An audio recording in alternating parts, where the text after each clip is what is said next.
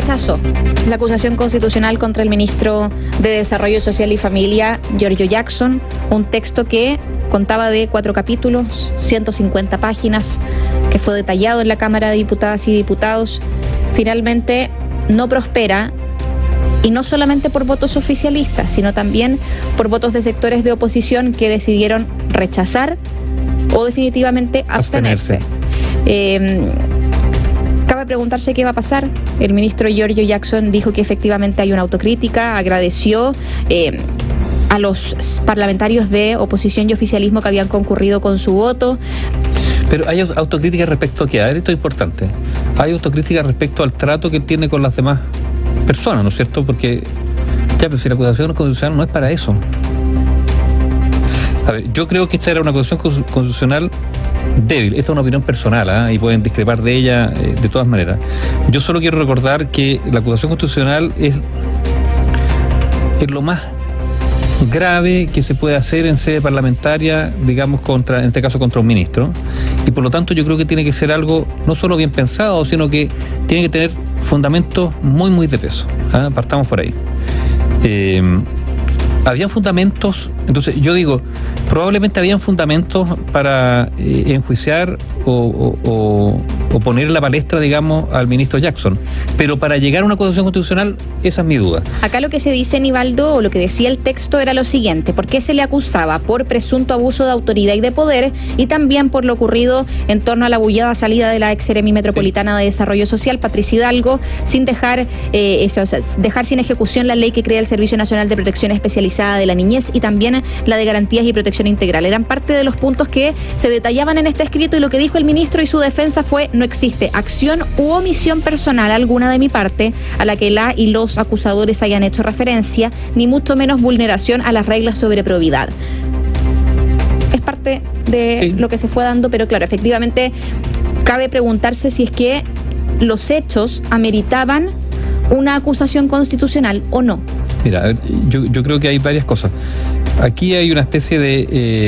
yo creo que hay que tener mucho cuidado con las instituciones y con los instrumentos que entrega el orden institucional. Aquí hay 2 casos que yo creo que han sido muy dramáticos, que fueron las acusaciones constitucionales que prosperaron contra la entonces ministra Yanna Proboste y el entonces ministro Harald Bayer. Sí. Que hoy día muchas de las personas reconocen que no fueron justas, por lo tanto que no habían fundamentos suficientes para acusarlo y que prosperara esa acusación constitucional, y que yo creo que han dejado una herida significativa, quizás no tan visible, pero hay una herida significativa que quedó en el trato de la convivencia política a partir de estas 2 acusaciones. Particularmente en el caso de Yanna Proboste, que yo creo que es una persona que quedó muy, muy herida por esto. Esta es una impresión absolutamente personal, que quedó muy herida por esa acusación constitucional y que actuado en consecuencia después. Lo dejo en esos términos. En el caso de Harald Bayer se retiró de la política después de aquello. Ahora es rector de una universidad. Claro. Entonces, yo creo que hay que ser súper cuidadoso, porque sí, hay una presión gigantesca por parte del mundo parlamentario de, como algunos dicen, de que hay un parlamentarismo de facto. Eso lo vimos, digamos, particularmente en el gobierno anterior de Sebastián Piñera, donde el Parlamento se subió arriba de la mesa, digamos, esa es la expresión. Antes la expresión era subirse arriba del piano. Bueno, se subió arriba del piano y empezó a adoptar medidas, incluido Giorgio Jackson, también hay que decirlo, incluido el presidente Gabriel Boric, de sobrepasar los límites que todos habían considerado que existían respecto a la actividad de los parlamentarios. No solo llevando adelante proyectos de ley que significaban gasto fiscal, etcétera, etcétera, que era algo absolutamente inconstitucional, lo hicieron. Una especie de parlamentarismo de facto. Entonces, claro, se lo podemos sacar en cara incluso a Giorgio Jackson, pero... que votó 11 acusaciones constitucionales a favor. Sí, de las 14 él estaba a favor de las acusaciones constitucionales. Giorgio Jackson creía que las acusaciones constitucionales no eran algo muy serio, porque se las tomó a la ligera. También una opinión personal. Afortunadamente, creo yo, hoy día se lo tomaron algunos en serio y por eso no prosperó. Y esperemos que haya un cambio de discurso y un cambio de tono también. El yin y el yang, digamos. Ahora, cambio de discurso de Giorgio Jackson, no sé. Sí, mira, en algún momento aquí se dijo, el problema de Giorgio Jackson son las relaciones personales que él ha entablado porque él ha sido arrogante, algunos dicen incluso despectivo, que ha hablado desde una supuesta, no es una supuesta, él ha dicho que él forma parte de una generación o de un sector político que es superior moralmente a quienes han gobernado previamente. Bueno, y esas cosas no son gratis. Está bien. Entonces vamos a decir, Giorgio Jackson es pesado, parece que es pesado, no sé. O en el Parlamento muchos lo consideran pesado, arrogante, Pepe Cortisona, póngale todas esas cosas. Y en una de esas es cierto. Pero eso no es motivo para que sea acusado constitucionalmente. Es lo que se decía, esto es una acusación porque les cae mal. Es que se decía en pasillo. A ver, no es que les caiga mal. También seamos justos. Parece que él ha conseguido caer mal.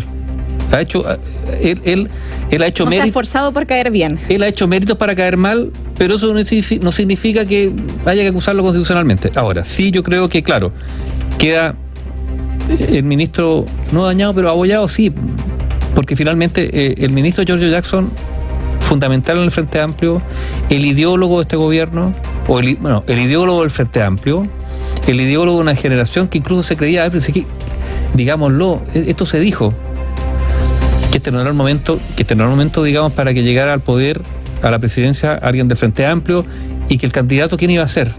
No ahora, en 4 años más, porque en este año no iban a ganar ellos. El candidato iba a ser Giorgio Jackson. O sea, Giorgio Jackson lo estaban preparando para ser el candidato presidencial en 3 años más. ¿Lo será? No tengo idea. Entonces, hoy día como figura política yo creo que está... ahora, en la política la gente resucita y termina siendo más... No estoy hablando del futuro, estoy hablando de hoy día. Bueno, la misma Yasna Proboste, por ejemplo, que ahora es senadora. Pero hoy día Giorgio Jackson es una figura mucho menor de lo que era hace un tiempo atrás. Claramente.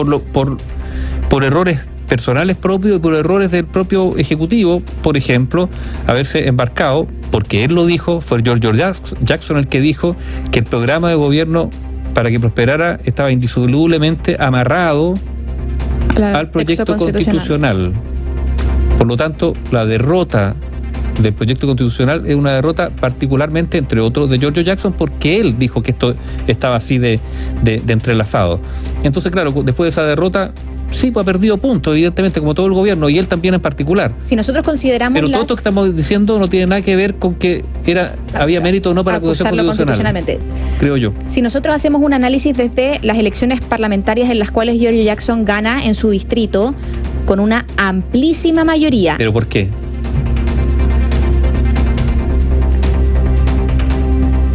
Bueno, porque la antigua Concertación no llevó candidato y lo dejó libre. A ver si por eso... La antigua Concertación tiene cuentas que pasar. ¿Por qué? Le abrieron la puerta, le dijeron, vaya usted como candidato por Santiago Centro y no le vamos a llevar competencias, todos vamos a votar por usted. Y después él aparece diciendo que es superior moralmente que quienes le abrieron la puerta y le pusieron un trampolín para la política. O sea, también, yo creo que también hay que guardar las formas. Y yo creo que en algunos planos Giorgio Jackson ha sido a lo menos descuidado con las formas. Ha sido descortés. Maleducado, dirán algunos, no sé si maleducado, pero descortés. O sea, finalmente, si hay algunas personas que no son de hoy día son aliados políticos, una coalición de gobierno, pero cercanos políticamente, dice ya, empárquese en la política y nosotros le vamos a permitir que compita solo. Y después tú dices, no, porque yo soy nosotros somos mejores, moralmente superiores. Eso es... Bueno, y hoy día están gobernando con el PPD, también con el Partido Socialista. Bueno, el PPD les costó más que pudiese entrar por mismas convicciones personales, pero a lo que iba con lo de las parlamentarias, pero sí, es que, claro, si nosotros hacemos el análisis desde esas últimas parlamentarias en las que tuvo amplísima votación, hasta ahora la pérdida de capital político de Giorgio Jackson es tremenda. Es muy grande. Porque no solamente dejó de ser parlamentario, llegó como jefe de gabinete, ministro del comité político, ahora es ministro, lo hablábamos antes, o sea, hace unos días atrás, de la segunda línea. Con esto queda nuevamente debilitado porque su rol al llegar al Congreso va a ser distinto, porque ya enfrentó una acusación constitucional. Ahora, su pérdida de poder, no sé cómo, bueno, es similar, o sea, es absolutamente coincidente con la del Ejecutivo, si esto es así, porque lo del 4 de septiembre golpeó fuertemente al Ejecutivo, pero vean ustedes, estamos hablando de la acusación constitucional contra el ministro Jackson, estamos hablando del ministro Jackson, no estamos hablando de los fundamentos de la acusación. Entonces yo creo que también eso demuestra que no digo que no existieran fundamentos, la pregunta que yo me hago, probablemente la oposición no va a estar de acuerdo conmigo, pero la pregunta, o tiene una respuesta, es si esos fundamentos que yo creo que existen para interpelarlo, etcétera, daban como para acusarlo constitucionalmente.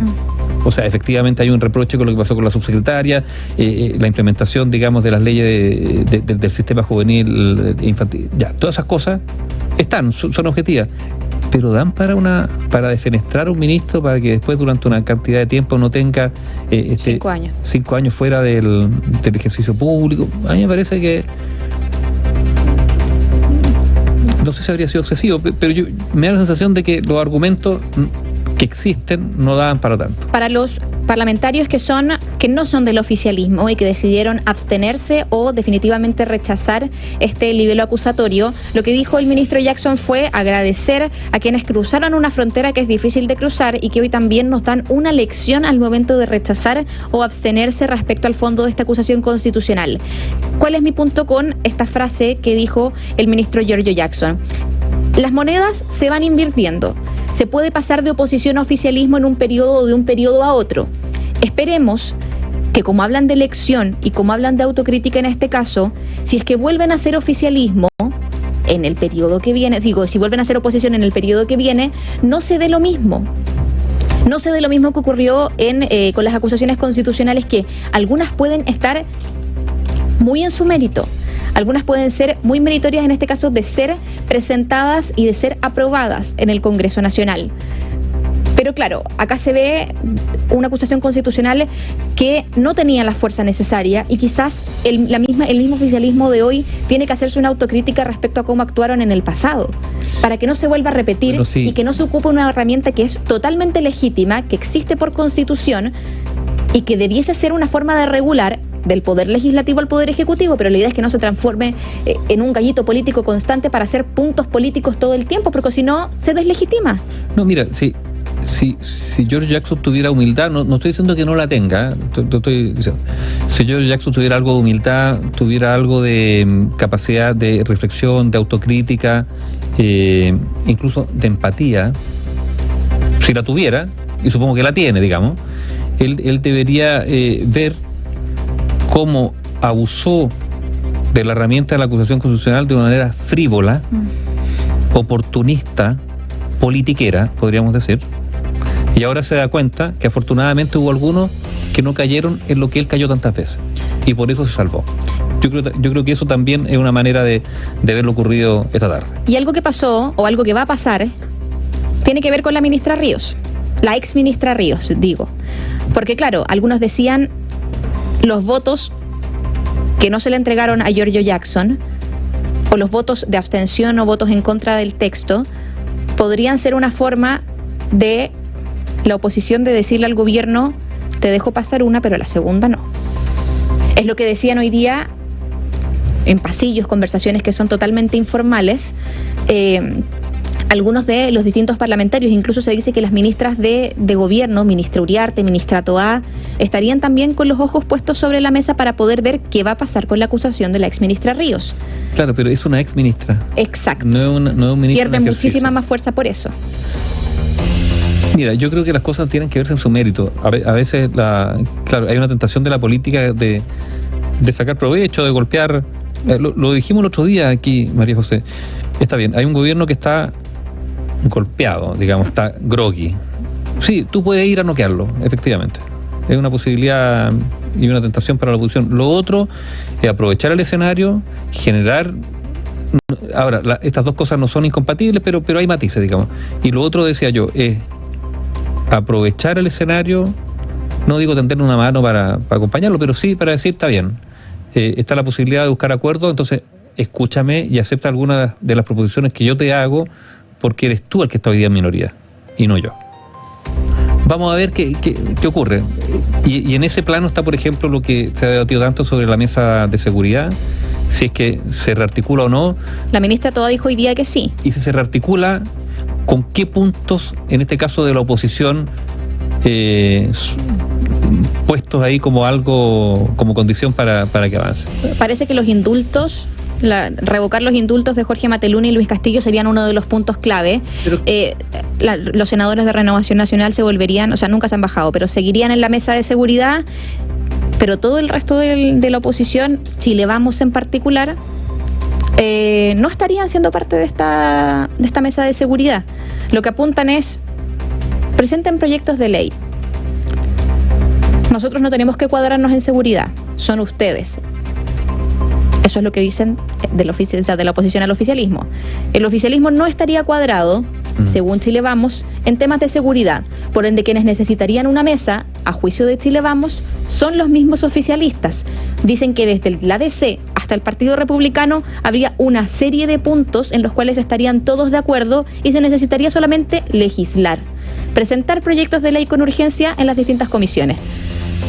No, si eso está, o sea, hay proyectos de ley que yo creo que de todas maneras se aprobarían, sin que esta mesa, pero hay un punto político de que haya una mesa de seguridad que diga, todos de acuerdo, este es el paquete que hemos acordado, etcétera, claro. Pero probablemente sí, algunas cosas se puedan aprobar. Bueno, veremos. La acusación constitucional ha sido rechazada. ¿Es un triunfo para el oficialismo? Sí, lo es, pero tampoco es tan relevante a esta altura. Igual es un ministro que yo creo pesa menos